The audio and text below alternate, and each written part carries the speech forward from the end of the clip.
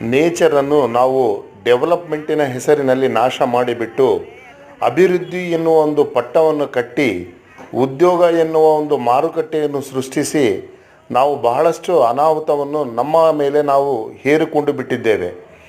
ಈ ಒಂದು ಗಿಡದ ನೆರಳಿನಲ್ಲಿ ಎಷ್ಟು ಜನ ಶಾಂತವಾಗಿ ಬದುಕ್ತಾ ಇದ್ದಾರೆ ನೋಡಿ.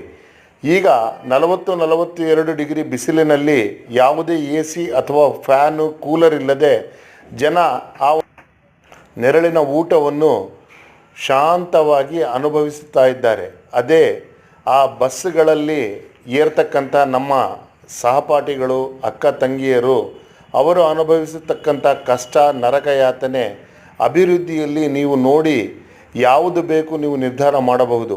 ಇದನ್ನು ನಾವು ಸರಿಪಡಿಸಬೇಕೆಂದರೆ ಕನಿಷ್ಠ 10 ವರ್ಷ ಬೇಕಾಗುತ್ತದೆ. ಈಗಲಾದರೂ ನಾವು ಎಚ್ಚೆತ್ತುಕೊಂಡು ಅರಣ್ಯಗಳನ್ನು ಅಭಿವೃದ್ಧಿ ಮಾಡುವುದು ನಮ್ಮ ಕರ್ತವ್ಯ.